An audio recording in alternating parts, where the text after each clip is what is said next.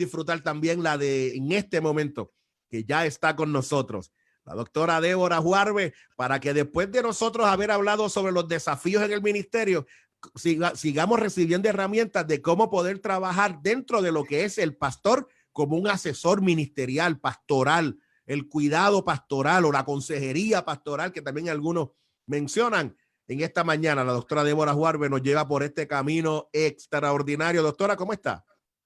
Muy bien, Dios te bendiga, pastor, y a todos los que nos están escuchando a través de esta transmisión. Muchas bendiciones. Bueno, gloria a Dios. Dios es bueno y para siempre su misericordia. Amén, pastor. El lunes pasado estuvimos hablando acerca, ¿verdad?, desde el contexto de cuidado pastoral, acerca de qué tipo de acercamiento podíamos tener con las personas cuando no reconocen un problema o no quieren trabajar con ese problema y familiares nos solicitan que nos acerquemos o ellos mismos llegan hasta el cuidado pastoral por presión o porque quizás tienen duda y entienden que quizás sí necesitan algún tipo de ayuda y cómo ayudarles a moverse a favor del cambio. Y hago un pequeño repaso para poder entrar a lo que quisiera compartir con los que nos están escuchando. Mencionamos las etapas por las cuales las personas pueden estar pasando antes de tomar acción ante una situación que entienden que deben modificar. Mencionamos el modelo transteórico del cambio para ilustrar esa fase donde vimos que cuando las personas no reconocen un problema, están en una fase de precontemplación y en ese momento es contraproducente dar un consejo a la persona y lo que hacemos es que le damos información y, ¿verdad?, y le elogiamos por haber venido a buscar ayuda. Pero esa información que le estamos dando es para ayudarles a crear lo que llamamos la ambivalencia, para que la persona empiece a considerar hacer un cambio y si la persona empieza a considerarlo, pues entendemos que se pueden mover a otra fase que se llama contemplación, que la persona está considerando el cambio, pero todavía no está seguro de hacerlo. Y ahí está la ambivalencia y le ayudamos a que se mueva a favor del cambio, ayudándole a que cuestione las ventajas y desventajas a favor de ese cambio, ¿verdad? ¿Qué es lo que hacemos en ese momento? Y si en efecto la persona dice, tengo que hacer algo con esta situación, pues entra en una etapa de determinación y ese es el momento más adecuado cuando una persona nos dice, tengo un problema, tengo que hacer algo, donde nosotros podemos o referir o empezar a tener intervenciones con esa persona para hacer esas modificaciones o ayudarle en esa situación. Ahí es cuando la persona decimos que tiene apertura para un cambio. Y entonces, si esa persona parte de ese esfuerzo de asesoramiento tiene fruto y está haciendo, se ha mantenido en unos cambios por 3 meses o más, pues decimos que está en acción. Y si lleva ya 6 meses o más con algún cambio, que eso pudo haber sido una nueva estrategia matrimonial para tener, ¿verdad?, armonía en su matrimonio, armonía en sus relaciones con los hijos, etcétera, pues podemos decir que está en una etapa de mantenimiento.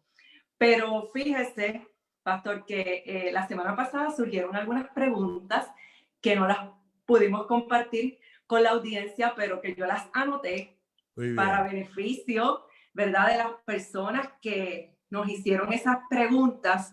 Y una de ellas fue que la persona nos dice, pregunto o pienso en voz alta.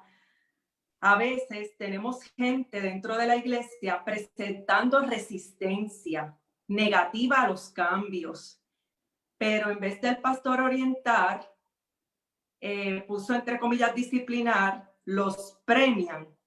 Entonces, quizás aquí un poco podemos hacer la distinción si cuando esa persona está en una resistencia hacia cambios positivos, en qué contexto se están dando, ¿verdad? Porque a veces sabemos que hay personas que están incurriendo en conducta negativa, que eso tiene unas consecuencias, ¿verdad?, dentro de lo que son las normas de la iglesia, etcétera, que se dan fuera de un contexto de asesoramiento o cuidado pastoral, pues ahí, ¿verdad? En ese sentido, el proceso debe ser el que tiene contemplado la iglesia, ¿verdad? Ante las personas que no sigan la reglamentación, etcétera, y que a veces eso puede incluir una disciplina o que no puede estar participando en algún puesto, etcétera. Dentro del contexto de asesoramiento pastoral o cuidado pastoral, digamos un problema matrimonial, un problema de adicción, o a veces trastornos afectivos como la depresión, etcétera, que las personas necesitan moverse hacia hacer algo favorable, ¿verdad? Un cambio positivo y no lo quiere hacer. En ese momento, nuestra meta es ofrecerle información, ¿verdad? Sabiendo que estas personas, si quieren hacer un bien hacia su persona y hacia su familia, tienen la prerrogativa siempre de elegir, siguiendo, ¿verdad?, ese principio ético de que ellos pueden elegir. Y entonces, siguiendo a eso, otra persona nos preguntó cómo podemos darnos cuenta cuando la persona entrevistada realmente trata de desviar nuestro esfuerzo de descubrimiento del asunto o está entrando en el autoengaño diciéndonos lo que es bueno. Aquí volvemos a ver, pastor, lo que es el elemento de la resistencia. Así es. Y a eso es lo que quiero compartir hoy con la audiencia, ¿verdad? Con nuestros pastores, que nosotros desde un principio, cuando discutimos los principios éticos, contemplamos el que el pastor no se pelea con el aconsejado o el asesorado, ¿ves? Y entonces eso es algo que Estamatea, ¿verdad? Que es una persona que ha escrito mucho acerca de la consejería pastoral o asesoramiento pastoral. Una de las cosas que recomienda no hacer en la entrevista pastoral es pelearse con el aconsejado. Dice uno ahí, no, tú me dices, no, que vamos a hacer esto, no. Entonces, cuando vienes a ver, se forma una pelea y entonces no va a haber, literalmente, si en esa primera sesión que se forma una pelea, pues ya automáticamente se cierran las vías y los resultados muchas veces no se dan como queremos. Exacto. Entonces, cuando vemos resistencia, sabemos que eso puede ser una señal de pobres resultados en el asesoramiento. Y ningún líder y ningún pastor desearía que la persona a la que él está asesorando, ¿verdad?, presente resistencia, pero es una realidad. Vamos a ver que hay personas que van a presentar resistencia para hacer algún tipo de cambio. Y nosotros quizás podemos ver el deterioro, digamos, de una persona deprimida que no quiere hacer nada, el deterioro que le está causando a su familia y la persona, no, yo estoy bien, yo puedo seguir así, y quizás nosotros podemos decirle que tú estás bien y ponernos ¿verdad?, en ese careo. Así que la resistencia puede ser una preocupación legítima en ese asesoramiento pastoral. Así que, pero a la misma vez, la resistencia, si la vemos desde otra perspectiva, esto exige de usted que entienda la perspectiva del otro y parta desde el punto del otro. Y muchas veces la resistencia, pastor, lo que nos está diciendo es, tienes que cambiar la dirección que estás llevando con la persona. Exactamente. O escuchar con más atención. Y eso lo podemos ver a veces en nuestro diario vivir cuando entramos en una diferencia con alguien, que de momento si nos vamos, como decimos acá, pico a pico, de momento no llegamos a ningún lado hasta que uno dice, ok, ¿qué tú necesitas saber? ¿Qué tú quieres, verdad? Que escuchamos más a la persona. Cuando esto ocurra, pues vamos a escuchar más a la persona. Y la resistencia realmente le ofrece una oportunidad para responder en una forma nueva, quizás sorprendente, y tomar ventaja de la situación sin confrontar. Entonces, pero vamos a ver cómo nosotros nos podemos dar cuenta de que estamos en una situación de resistencia, para que cuando usted la vea, usted diga, espera, tengo que tener mucho cuidado y quizás tengo que coger otra dirección. Una de ellas es argumentar. La persona cuestiona la precisión, la experiencia o integridad del ministro. Y eso se puede hacer retándolo. La persona reta directamente la precisión de lo que le están diciendo. ¿Ves? Ajá, eso es así. El menosprecio puede ser una manera de resistencia. La persona cuestiona la autoridad personal y experiencia de esa persona. Hostilidad.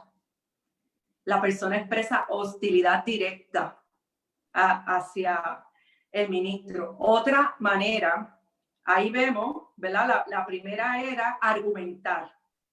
Segundo, otra señal que puede estar habiendo resistencia, pastor, es interrumpir.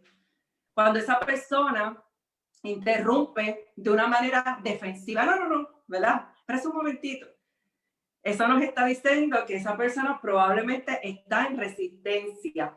Y es como una persona te está interrumpiendo porque empieza a hablarte por encima. Tú sabes, la persona habla mientras el ministro aún está hablando sin esperar una pausa adecuada o silencio.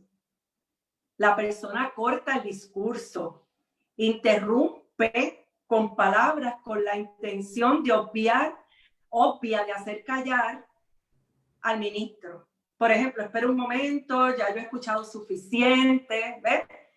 Interrumpir. La tercera es negar. Cuando una persona está negando, la persona, ¿verdad?, manifiesta resistencia o renuencia a reconocer los problemas, a cooperar, a aceptar la responsabilidad o a aceptar consejo. Usted sabe que esa persona está en resistencia porque dentro de la negación usted va a observar que culpa a otra gente de sus problemas. Diferir. La persona difiere con una sugerencia que usted le haya hecho sin ofrecer una alternativa constructiva. La persona clama impunidad, que no corre ningún peligro. La persona minimiza, sugiere, ¿verdad?, que el ministro quizá está exagerando los riesgos y los peligros, que en realidad no es tan malo lo que está ocurriendo. El pesimismo, que la persona hace planteamientos sobre sí mismo o los demás que son de tono pesimista, derrotista. Mire, esto no tiene solución, ya no me diga más nada.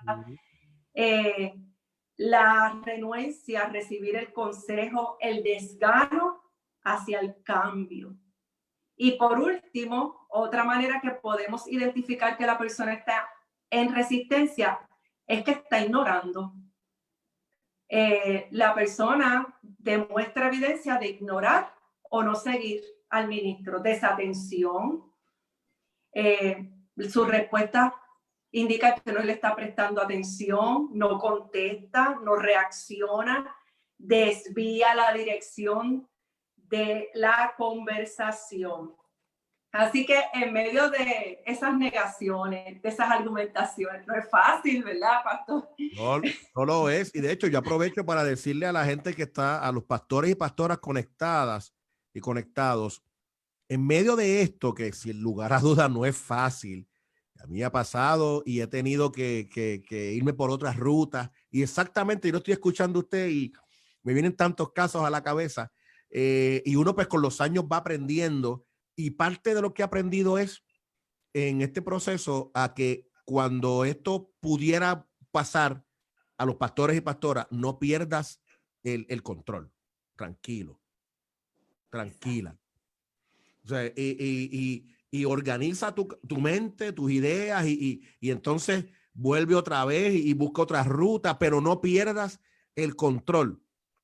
Porque a la vez que el aconsejado vea que yo no soy para dónde voy, pues automáticamente pues él mismo no sabe para dónde va, y si también se da cuenta que yo como el pastor estoy como que tanteando y no sé para dónde voy, literalmente se cortaron todas las posibilidades y ya no hay nada más que hacer.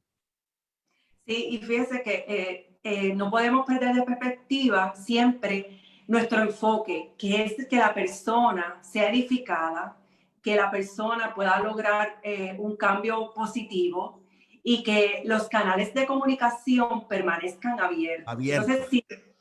si ponerme en una argumentación o confrontación va a cerrar esos canales en ese momento de asesoramiento, pues entonces tenemos que ver las vías que nos van a ayudar a mantener las puertas abiertas. Y si la persona está así, mira, a veces el mismo dolor, el enojo, le lleva a esa argumentación y lo está manifestando allí. Y si ve un espacio para continuar con ese coraje, pues quizás lo que haga es pelear. Y entonces más bien cuando decidimos escuchar en ese momento, ¿verdad? Entonces quizás esa persona baje y se escuche a sí mismo o decir, fíjate, veo que hay una preocupación, cuéntame qué te preocupa, ¿verdad? Entonces, este es un momento, pastor, difícil, pero para ofrecer otra oportunidad para expresar empatía, al permanecer sin emitir juicio y siendo respetuoso. Así es. Estimulando, ¿verdad?, a la persona a hablar y mantenerse involucrado o involucrada. Así que tratemos ¿verdad?, de evitar evocar resistencia siempre que sea posible y transformemos esa intensidad que la persona está invirtiendo en la resistencia en un cambio positivo. Y fíjense, de una manera muy bonita en que podemos hacer eso. A veces las personas presentan mucha resistencia, pastor, porque no ven en ellos unas capacidades o unas fortalezas para los cambios, o ya la desesperanza es muy alta. Y yo creo que aquí apoyar esa fortaleza a través de la palabra de Dios es una gran oportunidad. Y entonces muchas personas se encuentran difícil creer que pueden comenzar un cambio para sus matrimonios, para sus familias, para ellos mismos que se encuentran a veces fracasados y derrotados, y mejorar y aumentar esa fortaleza a través de la palabra de Dios hace surgir y mantener la esperanza, el optimismo y esa viabilidad de cambio.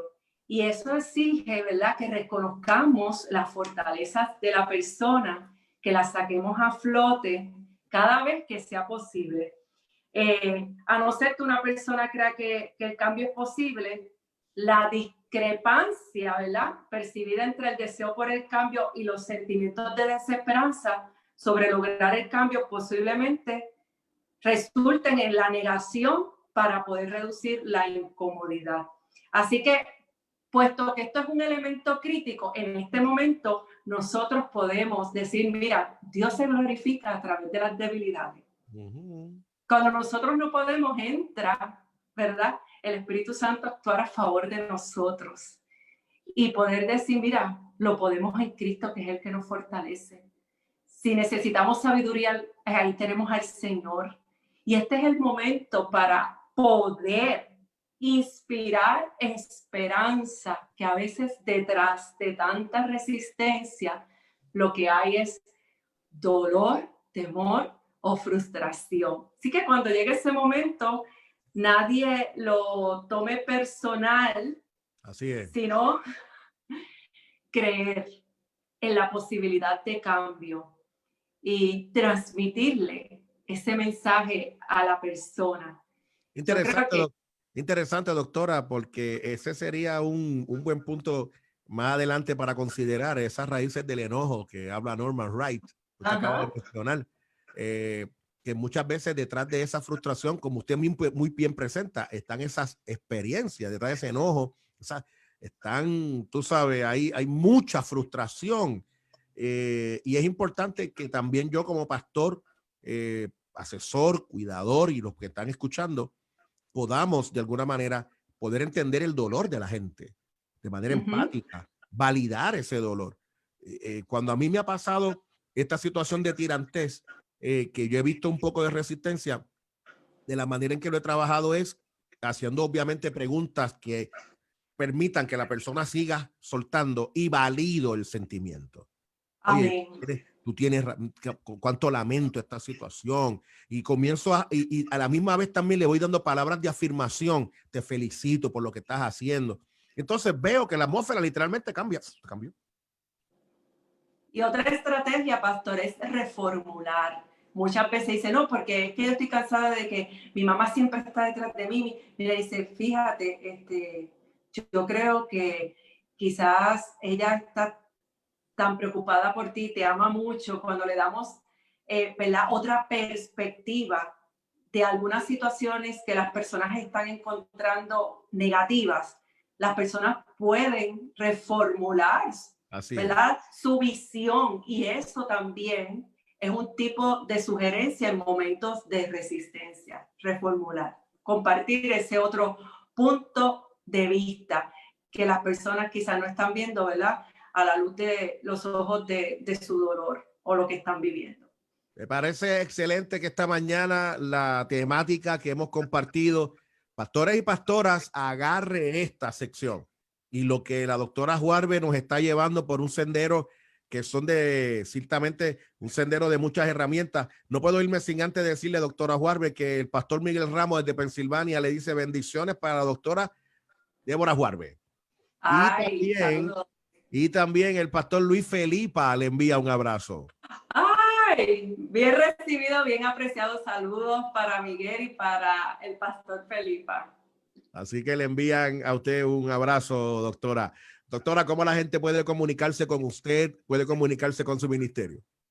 Sí, pueden comunicarse al 787-649-4037, 787-649-4037 y en deborah.juarbe@yahoo.com. Ahí estamos para servirle. Ahí está la información, así que ya usted sabe, comuníquese con la doctora Débora Juarbe. Óigame, que de manera tan hábil y diestra y de manera excelente nos conduce en esta experiencia para la gloria del Señor. Así que, doctora, un abrazo. Gracias por estar con nosotros y gracias por bendecir a tantos y tantos pastores y pastoras que se conectan con nosotros. Amén. Muchas bendiciones. Excelente semana. Un abrazo. La paz del Señor.